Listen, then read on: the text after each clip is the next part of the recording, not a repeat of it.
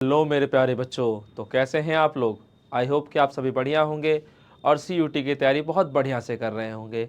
सो बच्चों, सीयूटी का आज सेकंड डे है हमारा और आज की वीडियो में हम लोग इलेक्ट्रिक फील्ड को डिस्कस करेंगे। बेसिकली इलेक्ट्रिक फील्ड को डिस्कस करेंगे, इलेक्ट्रिक फील्ड लाइंस डिस्कस करेंगे, उस पर बेस्ड न्यूमेरिकल्स करेंगे।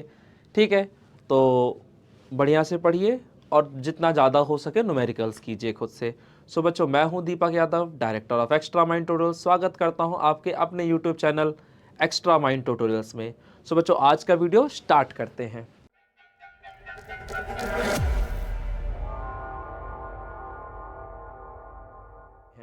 तो बच्चों, अगर हम बात करते हैं इलेक्ट्रिक फील्ड की कि भाई इलेक्ट्रिक फील्ड क्या है, तो इलेक्ट्रिक फील्ड बोला जाए तो एक चार्ज के चारों तरफ की वो जगह जहां उसका इलेक्ट्रिक इफेक्ट किसी भी दूसरे चार्ज पार्टिकल के द्वारा एक्सपीरियंस हो, उसी को हम लोग इलेक्ट्रिक फील्ड कहते हैं। जैसे मान लिया जाए ये हमारा एक चार्ज है, सपोज दैट क्यू, और इस चार्ज की वजह से इसके चारों तरफ एक ऐसा स्पेस क्रिएट हो जाएगा जहां इसका इफेक्ट कोई भी दूसरा चार्ज पार्टिकल एक्सपीरियंस कर रहा होगा। तो ये जो पूरा रीजन आपको दिख रहा है, इसी रीजन को हम लोग इलेक्ट्रिक फील्ड कह देते हैं। ठीक है, और वो चार्ज जिसकी वजह से ये फील्ड प्रोड्यूस हो रहा है, उस चार्ज को हम लोग सोर्स चार्ज कहते हैं। और वो चार्ज जो फील्ड को एक्सपीरियंस कर रहा है, उसे हम लोग टेस्ट चार्ज कहते हैं। अब आपको पता होगा, जैसे जैसे हम चार्ज पार्टिकल से दूर जाते हैं, इलेक्ट्रिक फील्ड का जो इफेक्ट है वो लगातार घटता चला जाता है। यानी हर पॉइंट पर फील्ड की जो वैल्यू होती है वो अलग अलग होती है।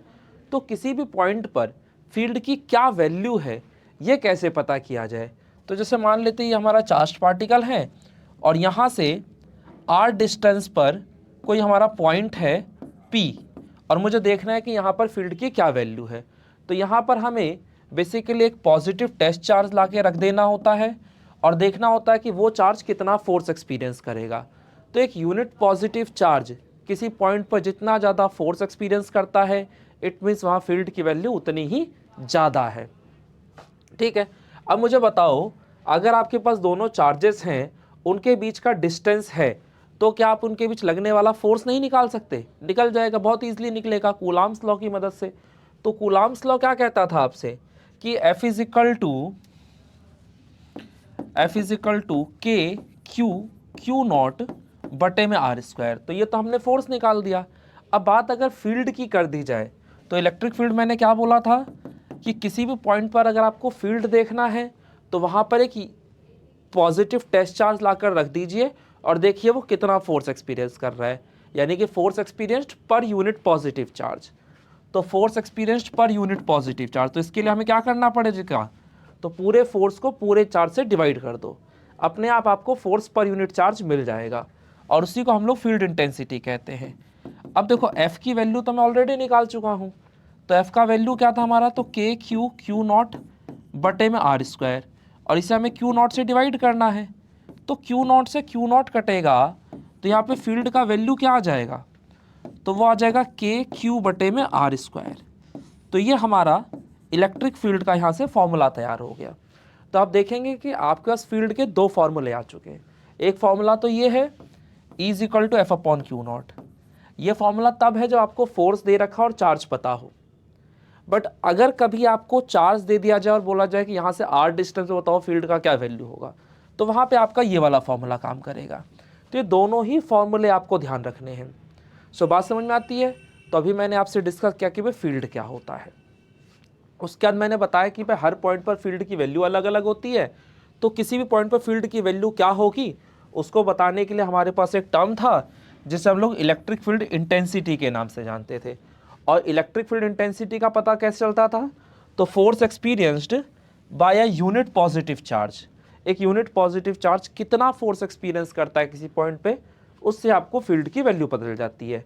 तो वो कैसे निकलता था, तो पूरे फोर्स को पूरे चार्ज से डिवाइड कर देते थे। ठीक है बच्चों, तो आई होप कि आपका फील्ड क्या है वो आपको क्लियर हो रहा होगा। एंड एट द एंड आपको सिर्फ ये दो फॉर्मूले याद रखने, इसके अलावा आपको यहाँ पे कुछ भी ध्यान रखने की जरूरत नहीं है। ठीक है, ओके। अब अगर मैं फील्ड की बात करता हूं, तो फील्ड हमारा कैसा क्वांटिटी है, तो फील्ड का मैंने फॉर्मूला क्या लिखवाया था आपको, तो फील्ड का मैंने फॉर्मूला लिखवाया था E इज इक्वल टू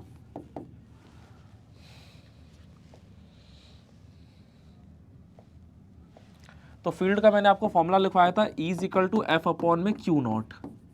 अब आपको पता है कि चार्ज आपका स्केलर क्वांटिटी है, बट फोर्स तो वेक्टर क्वांटिटी है ना, और जब भी किसी वेक्टर को किसी स्केलर से डिवाइड करते हैं तो हमेशा हमें वेक्टर क्वांटिटी मिलती है। यानी हम कह सकते हैं कि फील्ड जो होता है हमारा वो एक वेक्टर क्वांटिटी होता है। ठीक है, बाकी रही बात इसके एसआई यूनिट की, तो इसका एसआई यूनिट क्या होगा?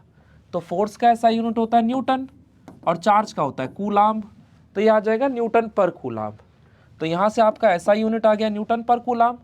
और आपको अभी जब आगे चलेंगे तो आपका एक और फॉर्मूला आता है फील्ड इंटेंसिटी और पोटेंशियल ग्रेडियंट को लेकर, जो आपका हुआ करता था E = नेगेटिव ऑफ dV बटे में dr।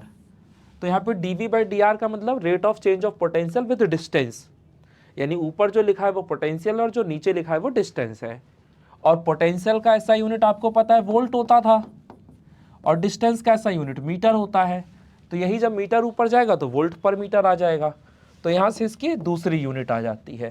तो हम कह सकते हैं फील्ड इंटेंसिटी की दो यूनिट्स होती हैं, एक होता है आपका न्यूटन पर कूलाम्ब और दूसरा होता है वोल्ट पर मीटर।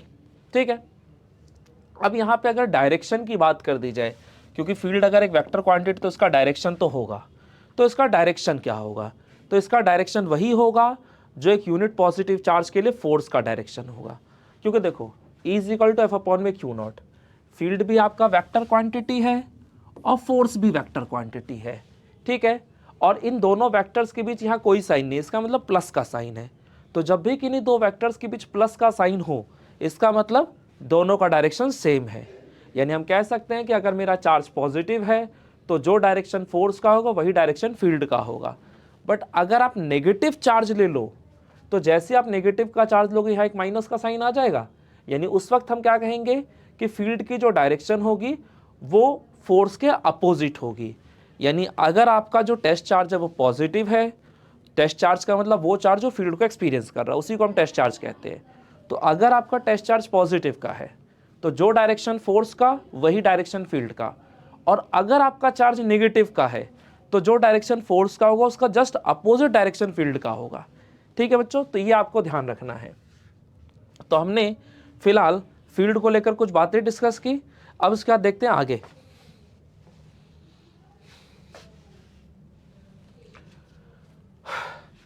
अब अगर हम इलेक्ट्रिक फील्ड की बात कर दें तो देखो हमें यह पता है कि किसी भी चार्ज की वजह से उसके चारों तरफ इलेक्ट्रिक फील्ड होता है, बट ऑन पेपर उस फील्ड को कैसे रिप्रेजेंट किया जाए?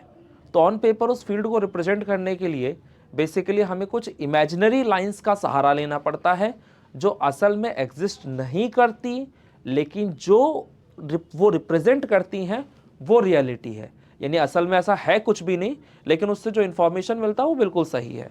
तो इस तरह की लाइंस को हम लोग इलेक्ट्रिक फील्ड लाइंस कहा करते थे। अब इन फील्ड लाइंस की प्रॉपर्टीज़ क्या क्या हैं? तो अगर आप प्रॉपर्टीज़ की बात करोगे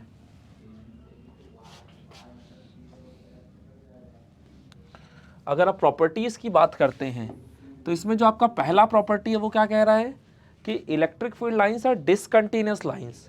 यानी जो फील्ड लाइंस है ये आपका डिसकंटिन्यूअस लाइंस है।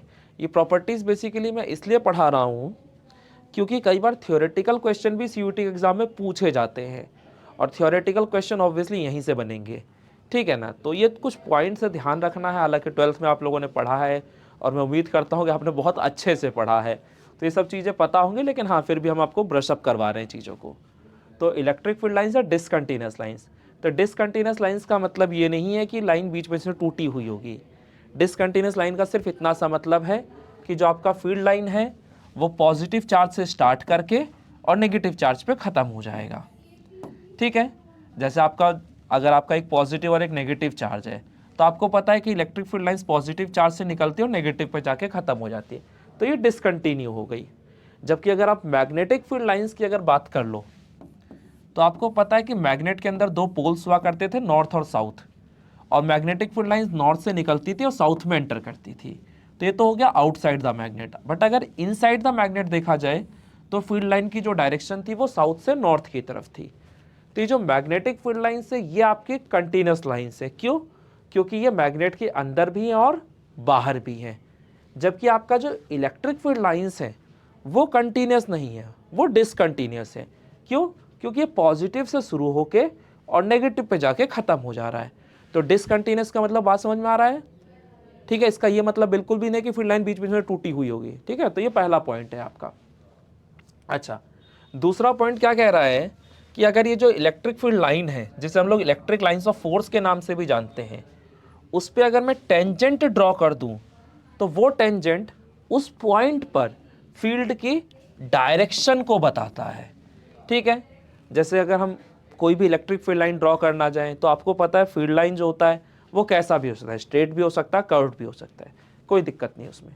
तो मैंने एक कर्व्ड लाइन ले ली, मान लीजिए आपका एक इलेक्ट्रिक फील्ड लाइन है।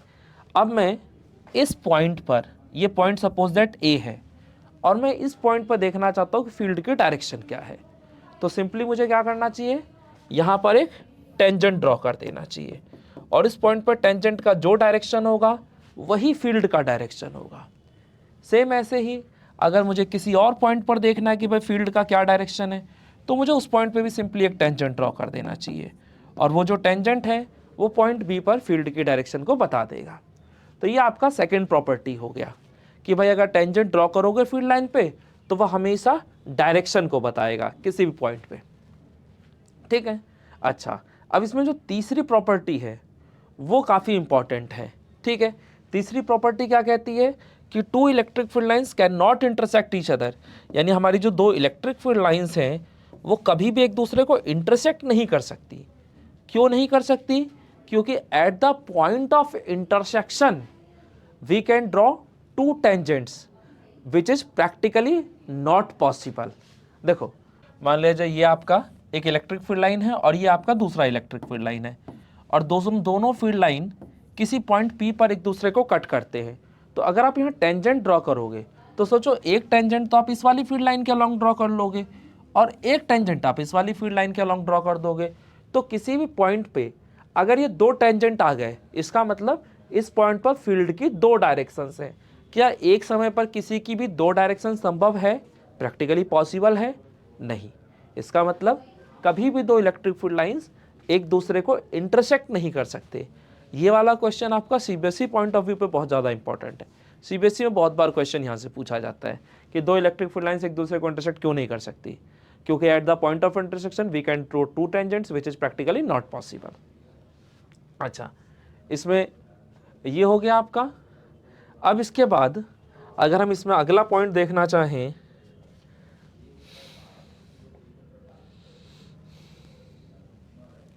तो हमारा अगला पॉइंट क्या है आपका?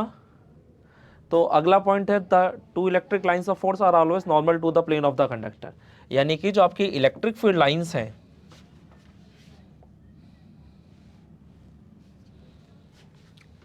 यानी कि आपकी जो इलेक्ट्रिक फील्ड लाइंस है वो हमेशा किसी भी कंडक्टर के सरफेस से परपेंडिकुलरली निकलती हैं और परपेंडिकुलरली ही एंटर करती हैं।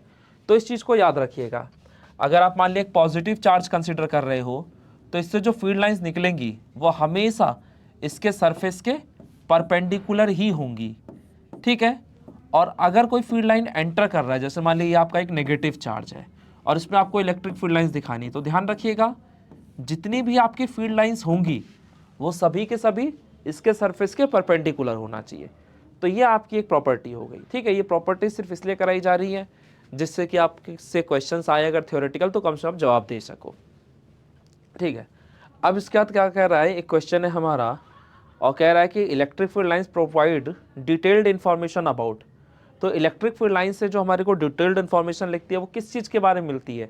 फील्ड के स्ट्रेंथ के बारे में। हाँ भाई, फील्ड की वैल्यू का हमें पता चलता है। देखो, आपका एक और प्रॉपर्टी है कि closeness of electric field lines represents the value of field at that point, यानी किसी भी रीजन में अगर फील्ड लाइंस पास पास हैं इट मीन्स वहाँ इलेक्ट्रिक फील्ड स्ट्रॉन्ग है, और किसी रीजन में अगर फील्ड लाइंस दूर दूर है तो वहाँ पे इलेक्ट्रिक फील्ड कमज़ोर है।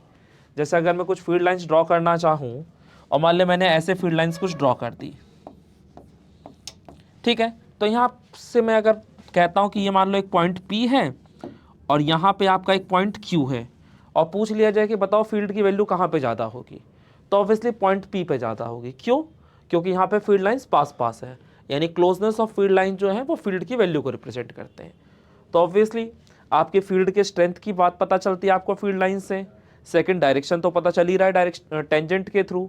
तीसरा, चार्ज के नेचर का भी पता चलता है, बिल्कुल सही, क्योंकि देखो अगर पॉजिटिव चार्ज है तो फील्ड लाइंस रेडियली आउटवर्ड होंगी, अगर नेगेटिव चार्ज है तो रेडियली इनवर्ड है। तो ये जो फील्ड लाइंस हैं इनको देख के आप नेचर के बारे में बता सकते हो ना कि चार्ज कैसा है, पॉजिटिव या नेगेटिव। यानी कि सारी जो बातें बताई जा रही हैं वो सब कुछ फील्ड लाइंस के बारे में ही है। तो यानी कि हमारा यहाँ पे जो ऑप्शन आएगा वो ऑप्शन डी होगा, यानी ऑल ऑफ दीज, क्योंकि ये सारी बातें ही हमें इलेक्ट्रिक फील्ड से पता चलती हैं। सो बात समझ में आ रहा है? सिंपल कंसेप्ट है, कोई बहुत ज़्यादा मुश्किल नहीं है। और यकीन मानिए CUET का पेपर आसान होगा, लेकिन इतना भी आसान नहीं होगा कि सिर्फ CBSE पढ़ के चलो काम हो जाए। नहीं, आपको एक्स्ट्रा एफर्ट्स लगाने पड़ेंगे, ठीक है ना बच्चों? तो थोड़ा सा बस और मेहनत कर लो, किसी बढ़िया कॉलेज में पहुंच जाओगे। और अगर बढ़िया कॉलेज में पहुंच गए तो कम से कम 3-4 साल आपकी ज़िंदगी के बहुत ही सुकून में कटेंगे। अब यहाँ पे ये हमारा अगला क्वेश्चन है, एक बार इस क्वेश्चन को रीड कीजिए और खुद से करने की कोशिश कीजिए। देखिए क्वेश्चन क्या कह रहा है आपसे। तो क्वेश्चन कह रहा है the magnitude of electric field intensity E is such that an electron placed in it would experience an electric force equal to its weight is given by, यानी आपको कह रहा है कि इलेक्ट्रिक फील्ड की जो वैल्यू है वो दे रखी है उन्होंने E है, ठीक है। यहाँ पे फील्ड की वैल्यू आपको E दे दी है उन्होंने, और कह रहे हैं कि वो वैल्यू इस तरीके की है कि an electron placed in it would experience an electrical force equal to its weight, ठीक है। और यहाँ पर जो इलेक्ट्रॉन फील्ड के अंदर रखा वो जो फोर्स एक्सपीरियंस कर रहा है वो उसके वेट के बराबर है। तो आपको फील्ड की वैल्यू बताने की कितनी होगी। तो यहाँ पे कंडीशन दे दी है कि जो इलेक्ट्रिकल फोर्स की वैल्यू है वो किसके बराबर है, तो उस इलेक्ट्रॉन के वेट के बराबर है। और आपको यहाँ फील्ड पूछा जा रहा है कि फील्ड की वैल्यू क्या होगी। तो आपको पता है कि भाई अगर मेरा इलेक्ट्रिक फोर्स जो है वो किसके बराबर है, इलेक्ट्रॉन के वेट के बराबर। वेट बोले तो mg, यही हो गया। और देखो यहाँ फील्ड दे रखा है और चार्ज भी दे रखा है, आपको चार्ज के नाम पे बोल रहा है ना कि इलेक्ट्रॉन है। तो अगर कभी भी आपको फील्ड दे दिया जाए और चार्ज भी दे दिया जाए और पूछा जाए फोर्स बताओ, तो यहाँ पे फोर्स का कौन सा फॉर्मूला लगेगा, तो F equal to Q E. तो जहाँ इलेक्ट्रिक फोर्स लिखा हुआ मैंने क्यू ई लिख दिया, तो Q is equal to M G. तो मुझसे ई पूछा गया है ना, तो ई इज इक्वल टू आ जाएगा एम जी बटे में क्यू।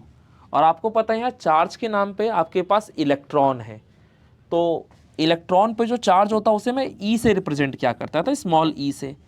तो यहाँ पे इलेक्ट्रिक फील्ड का जो वैल्यू आएगा वो एम जी बटे में ई हो जाएगा। क्या यहाँ पर कोई ऑप्शन है? हाँ भाई बिल्कुल ऑप्शन है, ऑप्शन सी। तो यहाँ पे हमारा ऑप्शन सी जो है वो बिल्कुल सही है। तो बच्चों जो मैं क्वेश्चंस कराता हूँ इनको पहले खुद से ट्राई किया करो, और अगर तब भी ना हो देन उसके बाद आगे वीडियो को स्टार्ट करके देखो कि सॉल्यूशन क्या कराया जा रहा है, ठीक है बच्चों? बहुत ज़रूरी चीज़ है ये।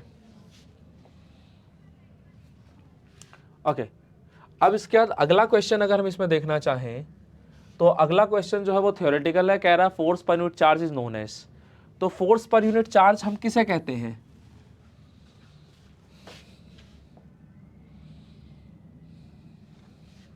तो बताओ बच्चों फोर्स पर यूनिट चार्ज का मतलब क्या है? तो अगर आपको डेफिनेशंस याद हैं तो आप बता सकते हो। भाई अगर हम फ्लक्स की बात करें तो flux basically number of field lines को रिप्रेजेंट करता था कि किसी भी सरफेस से कितनी number of field lines perpendicularly pass कर रही हैं, यानी ये तो नहीं है। अगर हम पोटेंशियल की बात करते तो उसकी कहानी भी कुछ और थी, करंट की कहानी कुछ और थी, फील्ड की अभी मैंने कहानी सुनाई थी कि जो हमारा फील्ड इंटेंसिटी है वो क्या बताता है, तो force experienced by unit positive charge, यानी फोर्स पर यूनिट चार्ज। तो अगर फोर्स पर यूनिट चार्ज की आप बात करोगे तो वो इलेक्ट्रिक फील्ड में आएगा। तो इसका जो ऑप्शन है वो बी आएगा। तो हम कह सकते हैं फोर्स पर यूनिट चार्ज किसके बराबर होता है, तो फील्ड इंटेंसिटी के बराबर होता है, यानी इलेक्ट्रिक फील्ड के बराबर होता है। तो ये हमारा अगला क्वेश्चन है, एक बार इस क्वेश्चन को ट्राई कीजिए, देखते हैं क्या करते हैं आप लोग। तो पहले वीडियो को पॉज कीजिए, ट्राई कीजिए, क्वेश्चन नहीं होगा देन हम बताएंगे आपको कि इसमें करना क्या है, ठीक है? तो आई होप आप लोगों ने क्वेश्चन को ट्राई कर लिया होगा। तो एक बार देखते हैं क्वेश्चन क्या कह रहा है। तो क्वेश्चन कह रहा है कि charged ball with radius small R, यानी एक चार्ज्ड बॉल है जिसका हमें रेडियस दे दिया गया है स्मॉल आर, ठीक है? तो चार्ज्ड बॉल का जो रेडियस है वो स्मॉल आर दे दिया गया है, और बॉल की जो डेंसिटी है वो रो है। तो बॉल की जो डेंसिटी है वो रो है, okay. And just remains in suspension in a liquid of density sigma, और यहाँ जो लिक्विड है उसकी डेंसिटी हमें सिग्मा दे दी गई है, बॉल की डेंसिटी हमें रो दे दी गई है। और कह रहा है कि जो बॉल है वो सस्पेंशन में है, यानी एक तरह से कहा जाए तो इक्विलिब्रियम वाली कंडीशन में, यानी कि ना तो बॉल नीचे जा रहा है ना ही ऊपर जा रहा है, ठीक है। अब इसके बाद इसने कहा कि when an electric field capital E is applied in the upward direction, यानी हमने फील्ड भी अप्लाई कर दिया और उसकी जो डायरेक्शन है वो ऊपर की तरफ है। तो कह रहा है कि the charge on the ball is, तो बॉल पे चार्ज कितना होगा वो हमें बताना है। तो अगर मैं इसका फिगर बनाना चाहूं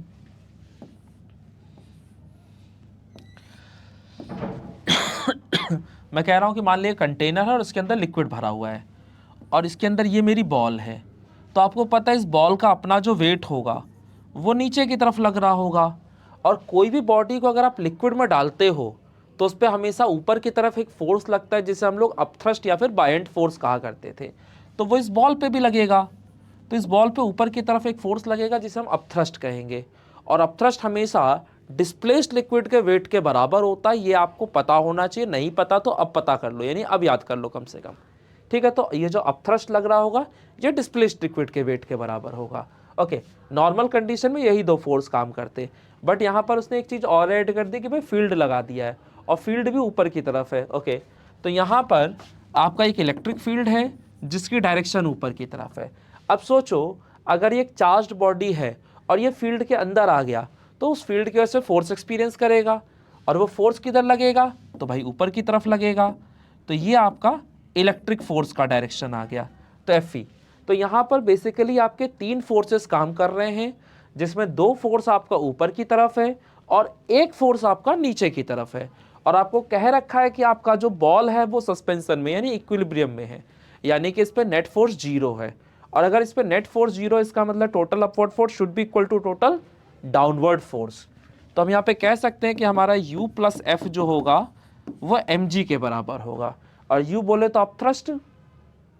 अच्छा, पहले काम करते हैं, यहाँ पर लिख लेते हैं कि यहाँ पर हमारे पास देखो दो चीज़ें थी, एक तो बॉल था और दूसरा लिक्विड था। तो बॉल का जो रेडियस है वो स्मॉल r है और बॉल का जो डेंसिटी है वो रो है, और अगर मैं लिक्विड की बात कर दूं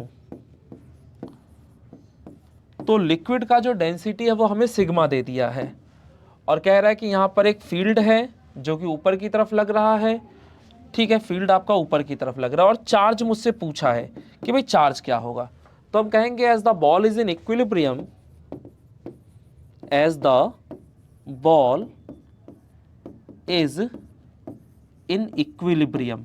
तो अगर बॉल मेरा इक्विलिब्रियम में है तो इसका मतलब क्या हुआ कि total upward force should be equal to total downward force. तो अपवर्ड फोर्स के नाम पे यहाँ मेरे पास दो फोर्स हैं, एक हो गया U और एक हो गया Fe, और डाउनवर्ड फोर्स के नाम पे मेरे पास mg है। अब आपको पता होना चाहिए कि आपका जो अपथ्रस्ट होता है वो डिस्प्लेस्ड लिक्विड के वजन के बराबर होता है। तो डिस्प्लेस्ड लिक्विड का वजन अगर आप देखना चाहते हैं तो डिस्प्लेस्ड लिक्विड का आपको डेंसिटी और वॉल्यूम पता होना चाहिए। तो डिस्प्लेस्ड लिक्विड का डेंसिटी सिग्मा है। बाकी रही बात वॉल्यूम की, तो देखो ये बॉडी पूरी तरह से पानी के अंदर है, और अगर कोई भी बॉडी पूरी तरह से पानी के अंदर होती है तो वो उतना ही लिक्विड डिस्प्लेस करती है जितना उसका खुद का वॉल्यूम होगा। अब सोचो 1 लीटर की बिस्लरी वाली बॉटल है, अगर उसे आपने पूरा पानी के अंदर डुबा दिया तो भाई वो जो लिक्विड डिस्प्लेस कर रही होगी वो भी तो 1 ही लीटर कर रही होगी। यानी अगर बॉडी पूरी तरह से पानी के अंदर है तो जितना बॉडी का वॉल्यूम होगा उतना ही लिक्विड डिस्प्लेस हो रहा होगा। तो क्योंकि ये बॉल पूरी तरह से पानी के अंदर है तो जितना इसका वॉल्यूम होगा उतना ही इसने लिक्विड डिस्प्लेस किया होगा, यानी वॉल्यूम दोनों का सेम होगा, बॉडी का और लिक्विड का। ओके, तो मुझे फिलहाल डिस्प्लेस्ड लिक्विड का वेट चाहिए था, तो डिस्प्लेस्ड लिक्विड का मास बोला जाए तो डिस्प्लेस्ड लिक्विड का वॉल्यूम इनटू में डिस्प्लेस्ड लिक्विड का डेंसिटी। अब लिक्विड का डेंसिटी यहाँ पे सिग्मा है, तो यहाँ पे मैं V इंटू सिग्मा लिखूंगा इंटू में G, तो ये मेरा अपथ्रस्ट निकल के आ जाएगा। तो अपथ्रस्ट की जगह अगर मैं चाहूँ तो मैं लिख सकता हूँ V, अपथ्रस्ट की जगह मैं लिख सकता हूँ V sigma G plus Fe का मतलब इलेक्ट्रिक फोर्स।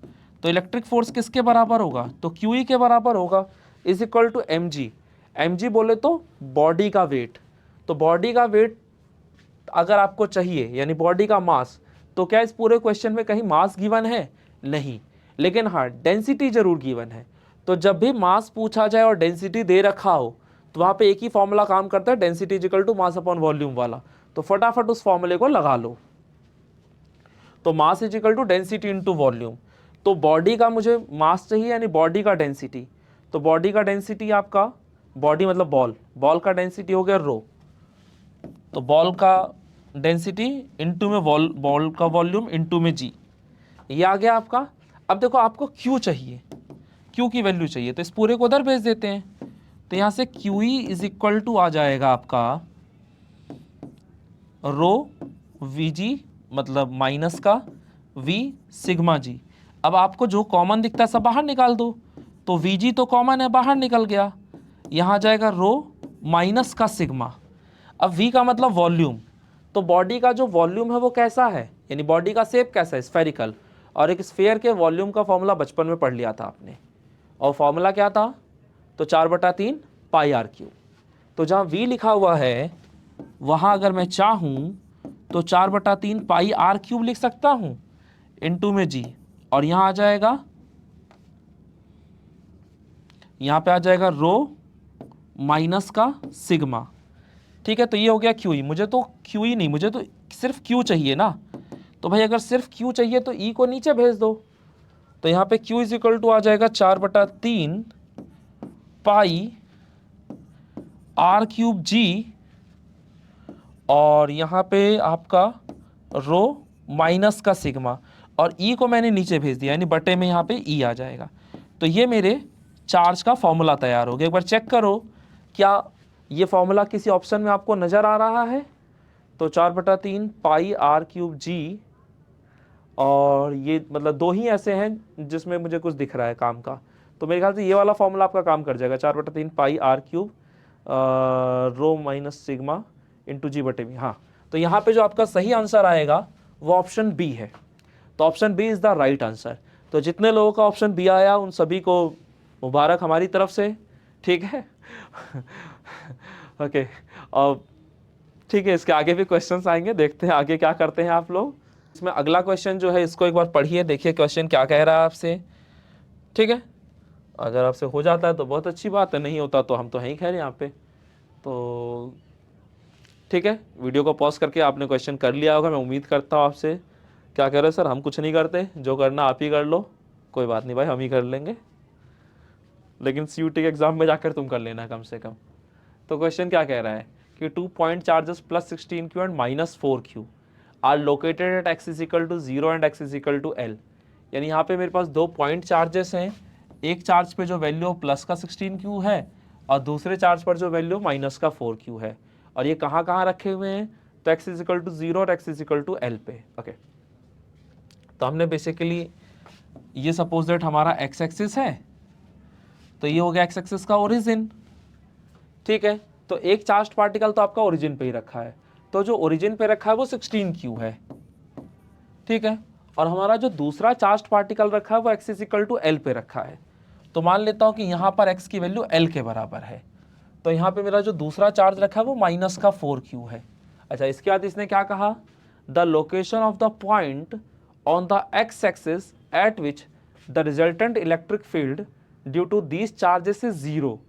यानी आपको x एक्सिस पे उस पॉइंट का लोकेशन बताना है जहां पर इन दोनों चार्जेस की वजह से फील्ड की वैल्यू 0 हो जाए।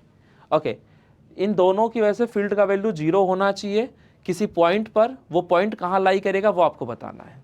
ओके, देखो अगर मैं सोचूं कि भाई वो जो पॉइंट है वो 0 और L के बीच में कहीं लाई कर रहा हो, तो एक बार चेक कर लेते हैं।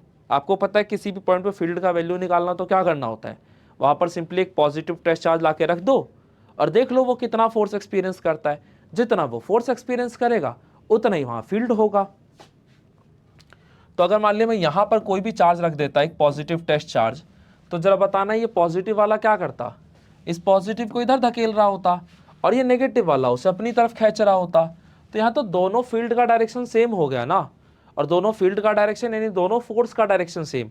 और जब भी दो वेक्टर सेम डायरेक्शन में होंगे तो क्या कभी वो एडअप होकर 0 हो सकते हैं, नहीं। तो इसका मतलब ये तो कंफर्म हो गया कि मेरा जो चार्ज्ड पार्टिकल है वो इन दोनों पॉइंट्स के बीच में तो नहीं लाई करेगा। तो इसका मतलब क्या कि आउटसाइड कहीं लाई करेगा। तो मान लेता हूं कि इस पॉइंट पर जाकर, ये पॉइंट आपका P है और यहां पर जाकर फील्ड का वैल्यू 0 हो गया, और ये ओरिजिन से कितना दूरी पे है, तो सपोज दैट x दूरी पे है, ठीक है। इस पॉइंट पे आपका रिजल्टेंट फील्ड 0 है। अब सोचो इस पॉइंट पे फील्ड का वैल्यू 0 होने का मतलब क्या है कि यहाँ पे दोनों फील्ड्स अपोजिट डायरेक्शन में होने चाहिए। तो फिलहाल अगर मैं मान रहा हूँ कि यहाँ फील्ड 0 है, तो किसी भी पॉइंट पे फील्ड चेक करने का तरीका, वहाँ एक पॉजिटिव टच लगा के रख दो। अब जरा बताना ये पॉजिटिव वाला क्या करेगा, तो ये जो पॉजिटिव वाला चार्ज है वो इस पॉजिटिव को इधर की तरफ धकेल रहा होगा। तो ये बेसिकली जो फील्ड आ रहा है आपका, ये ओ पर जो चार्ज रखा है उसकी वजह से हो गया। और ये नेगेटिव वाला क्या है, तो इसे अपनी तरफ खींच रहा होगा, तो ये आपके एल पे रखे चार्ज की वजह से फील्ड हो गया। अब क्योंकि दोनों फील्ड अपोजिट डायरेक्शन में हैं, तो यहाँ पर ये एक दूसरे के फोटो कैंसिल कर सकते हैं। यानी ये कंफर्म हो गया कि वो जो पॉइंट है वो एक्स एक्सिस पे कहीं बाहर की तरफ ही होगा। तो कहाँ की तरफ होगा, तो मैंने मान लिया कि यहाँ से एक्स दूरी पे होगा। अब सोचो अगर इस वाले चार्ज से ये जो दूरी है ये एक्स है, तो इस वाले चार्ज से ये जो दूरी होगी ये कितनी हो जाएगी, तो सोचो यहाँ से लेकर यहाँ तक का एल है और यहाँ से लेकर टोटल यहाँ तक का एक्स है। तो ये बचा हुआ निकालना है तो क्या करोगे, इस पूरे में से इसको माइनस कर दोगे, यानी ये आ जाएगा आपका x माइनस एल। तो ये इन दो चार्जेस के बीच का डिस्टेंस हो गया। ओके, तो हमें क्योंकि कहा गया है कि फील्ड 0 होना चाहिए, और देखो यहाँ पर फील्ड का कौन सा फॉर्मूला यूज होगा, तो आप सोचो यहाँ पर ध्यान से कि आपको चार्ज दे रखा है, आपको डिस्टेंस भी दे रखा है। तो चार्ज और डिस्टेंस जब दिया जाता है तो फील्ड का एक ही फॉर्मूला लगता है, is equal to K Q by R square. Is equal to F by Q naught कहाँ लगेगा, तो जहाँ फोर्स दे रखा होगा। तो यहाँ फिलहाल मुझे फोर्स नहीं दे रखा, मुझे चार्ज और डिस्टेंस दे रखा है, तो के क्यू बाई आर स्क्वायर वाला फॉर्मूला लगाऊंगा मैं। तो क्योंकि पॉइंट पी पर जाके मेरा नेट फील्ड 0 हो गया, तो इसलिए मेरा जो ई एल है और जो ई ओ है इन दोनों का वैल्यू बराबर होना चाहिए।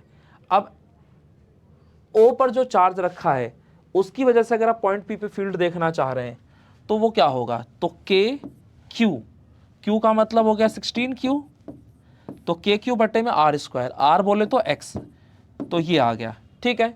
अब ओ पे अगर मैं देखना चाहता हूं, मतलब ओ की वजह से तो आ गया, आप एल की वजह से देखना चाहोगे तो ये वाला डिस्टेंस इस बार काउंट होगा और चार्ज ये वाला काउंट होगा। और ध्यान रखिएगा, ये ध्यान रखिएगा, चाहे आप फोर्स निकाल रहे हो और चाहे आप फील्ड निकाल रहे हो, दोनों केसेस में चार्ज का मोड यूज किया जाता है। यानी दोनों केसेस मुझे सिर्फ चार्ज की वैल्यू से मतलब होता है, बाकी मुझे किसी चीज से मतलब नहीं होता। तो के क्यू बाई आर स्क्वायर, तो यहाँ पे जो चार्ज है उसमें मोड लगा होता है, तो ये जो नेगेटिव चार्जेस से ऐसा कोई फर्क नहीं पड़ेगा आपको, आप इसे पॉजिटिव ही कंसीडर करेंगे। तो के और यहाँ जो चार्ज है वो है तो माइनस का 4Q, लेकिन आपको साइन नहीं लेना, सिर्फ वैल्यू लेनी है। तो K इंटू 4Q बटे में आर स्क्वायर, आर बोले तो डिस्टेंस, तो L और P के बीच जो डिस्टेंस है वो आपका x माइनस एल हो गया, तो आपने इसका स्क्वायर कर दिया। अब इसको सॉल्व कर लो और यहाँ से आपको ये जो x है इसका वैल्यू मिल जाएगा। तो देखो अगर आप इसे सॉल्व करते हो तो k से तो k कटेगा और q से q कटेगा, 4 एकम 4, 4 चौक 16, ठीक है। तो ये आ जाएगा 4 बटे में एक्स स्क्वायर, और यहाँ पे आ जाएगा, यहाँ तो सब कुछ ही कट गया, तो ये आ गया 1 बटे में एक्स माइनस एल का होल स्क्वायर। अब देखो 4 बाय एक्स को आप चाहो तो 2 बाय एक्स का होल स्क्वायर लिख सकते हो, और इसको 1 बटे में एक्स माइनस एल का होल स्क्वायर लिख दो, ठीक है। अब इस 2 से ये 2 कट जाएगा, तो एट द एंड बचेगा क्या, तो यहाँ आ जाएगा 2 बाय एक्स और यहाँ आ जाएगा 1 बटे में एक्स माइनस एल। तो यहाँ से x का वैल्यू आपको निकालना है ना, तो क्रॉस मल्टीप्लिकेशन करा लो पहले, तो 2 into X minus L is equal to X, तो ये आ जाएगा 2x माइनस का 2l is equal to X. तो इस x को इधर भेज दो, तो 2x plus X is equal, sorry 2x minus X is equal to X आ जाएगा आपका, ओके। और माइनस का 2l उधर जाएगा तो प्लस का 2l हो जाएगा, तो यहाँ से आपका x is equal to 2l आ गया। एक बार चेक करो क्या ऑप्शन में कहीं है आंसर, हाँ भाई ऑप्शन डी, यानी ऑप्शन डी यहाँ पे हमारा सही जवाब है। सो बात समझ में आ रही है, क्वेश्चंस कैसे करने हैं। तो ये ध्यान रखिएगा, यहाँ पे आपका कोऑर्डिनेट सिस्टम दे रखा है, एक्स एक्सिस दे रखा है, तो जो भी आप डिस्टेंस नापोगे वो ओरिजिन से ही नापोगे, ठीक है ना। तो इसलिए मैंने ऐसा किया, अदरवाइज आप चाहते तो मतलब खैर छोड़ो उन सब बातों को। तो मेन कंसेप्ट आपका इतना ही है। ओके, असर्शन और रीज़न दोनों ही सही है और आपका जो रीज़न है वो करेक्ट एक्सप्लेनेशन है, तो आपको ए ऑप्शन टिक लगाना होता है अगर असर्शन और रीज़न ट्रू है लेकिन रीज़न जो है वो करेक्ट एक्सप्लेनेशन नहीं है तो हमें बी पे जाना होता है। असर्शन ट्रू है रीज़न गलत है तो ऑप्शन सी हो जाता है, असर्शन गलत है रीज़न भी गलत है यानी दोनों ही गलत है तो ऑप्शन डी आ जाता है। तो अब यहाँ पे आपके पास 4 ऑप्शंस हैं ए बी सी डी और आपको बताना है कि यहाँ पर क्या चीज़ें सही और क्या चीज़ें गलत हैं। तो एक बार क्वेश्चन को रीड कीजिए खुद से और सॉल्व करने की कोशिश कीजिए। आई होप आप लोगों ने क्वेश्चन सॉल्व कर लिया होगा। तो क्वेश्चन क्या कह रहा है, the surface charge densities of two spherical conductors of radii R1 and R2 are equal.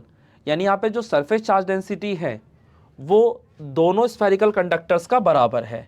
यानी मैं कह सकता हूँ कि यहाँ पे जो सिग्मा 1 है वो सिग्मा 2 के बराबर है। ओके, जो सरफेस चार्ज डेंसिटी था वो बराबर दे रखा है ना, और दोनों स्फेरिकल बॉडीज़ के जो रेडियाई हैं वो R1 और R2 हैं। अब इसके बाद इसने कहा then electric field intensities near their surfaces are also equal. अच्छा, तो अगर यहाँ पर सरफेस चार्ज डेंसिटी दोनों की बराबर है तो दोनों का जो फील्ड होगा वो भी बराबर होगा उनकी सरफेस पे। तो अगर आप सरफेस चार्ज डेंसिटी की बात करते हैं तो सरफेस चार्ज डेंसिटी का फॉर्मूला क्या होता है, तो सरफेस चार्ज डेंसिटी बोले तो चार्ज पॉइंट सरफेस एरिया यानी sigma is equal to Q बटे में ए। ओके, तो सरफेस चार्ज डेंसिटीज गिवन है और फील्ड के बारे में हमसे बात कर रहा है कि भाई फील्ड जो होगा वो बराबर होगा। तो एक बार चेक कर लेते हैं कि जो उनके सरफेस पर फील्ड का वैल्यू होगा वो बराबर होगा कि नहीं होगा। तो फील्ड का जो बेसिक सा फॉर्मूला होता है वो होता है E is equal to K Q बटे में आर स्क्वायर। ठीक है, ये ध्यान रखिएगा कि कोई भी स्फेरिकल बॉडी जो होती है वो बिल्कुल ऐसे बिहेव करती है जैसे वो एक पॉइंट चार्ज हो, इसलिए स्फेरिकल बॉडी की वजह से भी फील्ड का वही फॉर्मूला होता है जो एक पॉइंट चार्ज की वजह से हुआ करता था। तो पॉइंट चार्ज की वजह से फॉर्मूला क्या था, तो E is equal to K Q by are square. तो यही वाला फॉर्मूला यहाँ पे काम करेगा। अब अगर पहली बॉडी की बात करता हूँ तो पहली बॉडी की वजह से फील्ड देखना है तो पहली बॉडी का चार्ज देखना पड़ेगा और पहली बॉडी का रेडियस देखना पड़ेगा क्योंकि मुझे सरफेस पे देखना है, सरफेस के नज़दीक बोले तो सरफेस पे। ठीक है, ओके। तो अब देखो यहाँ पे आपको E1 आ गया, ऐसी अगर आप चाहो तो E2 निकाल सकते हो। तो E2 कितना होगा आपका, तो वो हो जाएगा के Q2 बटे में R2। ओके, अब मैं काम करता हूँ दोनों को डिवाइड कर देता हूँ क्योंकि डिवाइड करने से क्या होगा, जो चीज़ें कॉमन होंगी वो कट जाएंगी कम से कम। तो अगर आप इसे इक्वेशन 1 मान लेते हो और इसे इक्वेशन 2 मान लेते हो और आप कह रहे हो कि मैं इक्वेशन 1 को 2 से डिवाइड कर रहा हूँ, तो आपका E1 बटे में E2 जो आएगा वो देखो जैसे आप डिवाइड मारोगे तो K से K कटेगा, अल्टीमेटली बचेगा क्या यहाँ पे, तो यहाँ जाएगा Q1 बटे में R1 का स्क्वायर। और देखो E2 की शुरुआत नीचे से हो रही तो यहाँ पे आ जाएगा K2 और यहाँ जाएगा R2 का स्क्वायर, कोई इशू नहीं है। अब Q1 और Q2 क्या मुझे चार्जेस गिवन है क्वेश्चन में, नहीं, मुझे तो चार्ज डेंसिटीज गिवन है। तो अगर चार्ज डेंसिटी गिवन है और आपको चार्ज के टर्म में चाहिए तो आपको सोचना पड़ेगा। तो सरफेस चार्ज डेंसिटी का फॉर्मूला क्या था आपका, तो charge per unit surface area. तो अगर किसी भी स्फेरिकल बॉडी की आप बात करेंगे तो स्फेरिकल बॉडी के सरफेस एरिया का फॉर्मूला 4 पाई आर स्क्वायर। तो यहाँ पे आप चाहो तो सरफेस एरिया की जगह 4 पाई आर स्क्वायर लिख सकते हो। तो यहाँ पे Q इज इक्वल टू कितना आ जाएगा, तो Q is equal to sigma into में 4 पाई आर स्क्वायर। तो ये आपका चार्ज का फॉर्मूला हो गया चार्ज डेंसिटी के टर्म में। तो जहां आपका Q1 लिखा हुआ है,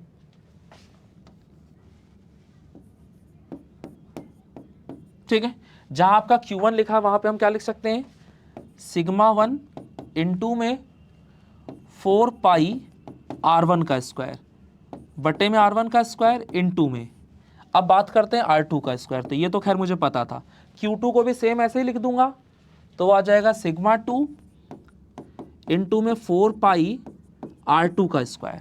अब देखो जो कटने लायक है उसे काट दो, जो नहीं कट रहा उसे छोड़ दो।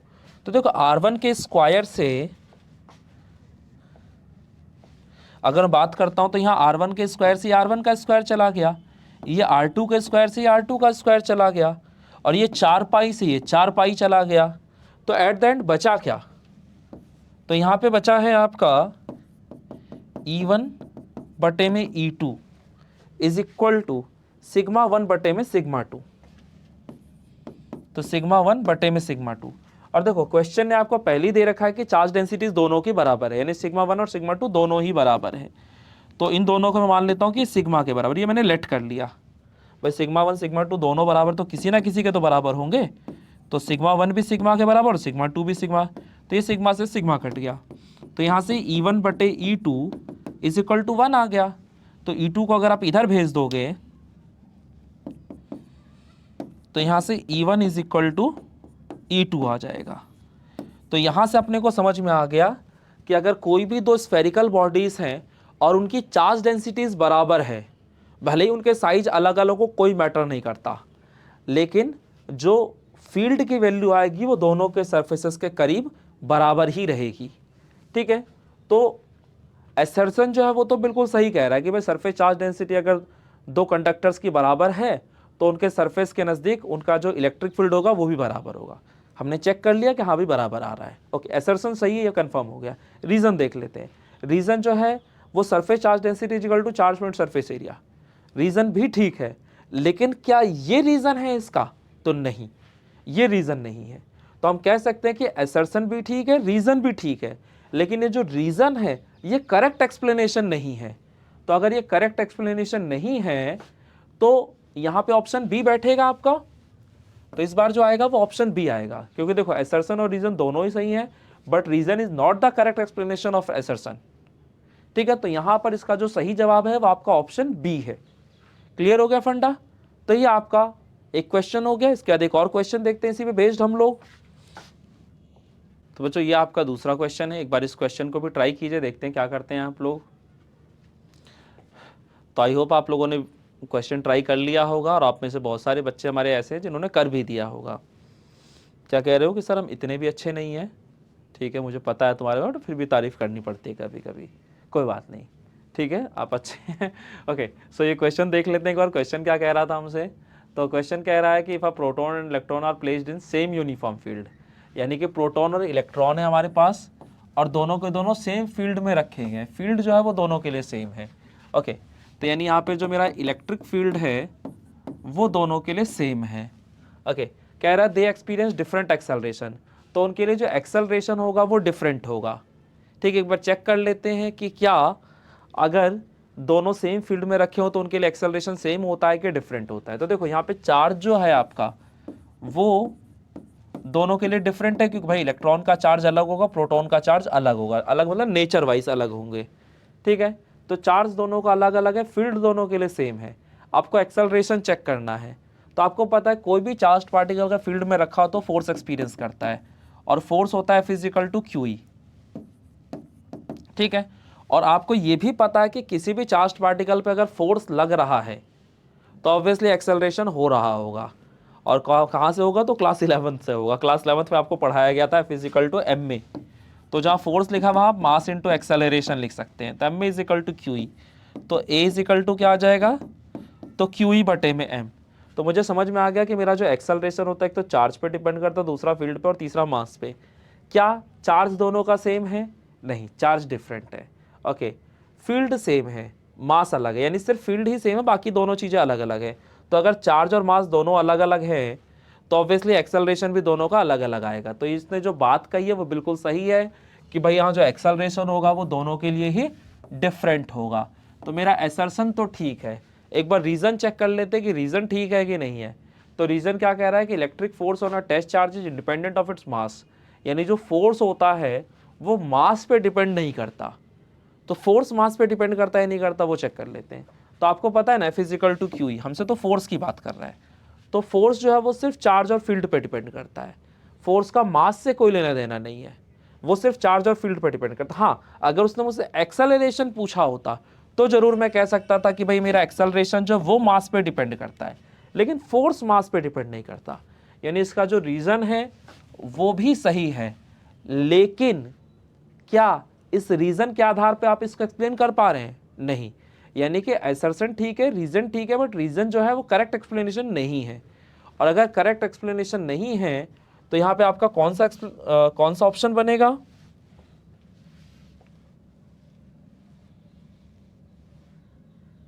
तो यहाँ पे आपका कौन सा ऑप्शन बनेगा, एक बार ऑप्शन देख लेते हैं।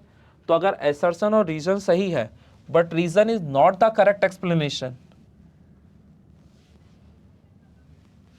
बट रीजन जो है वो करेक्ट एक्सप्लेनेशन नहीं है, तो इसका मतलब क्या हुआ कि आपका ऑप्शन बी आएगा। यानी इस वाले सवाल का भी सही जवाब जो है वो ऑप्शन बी है।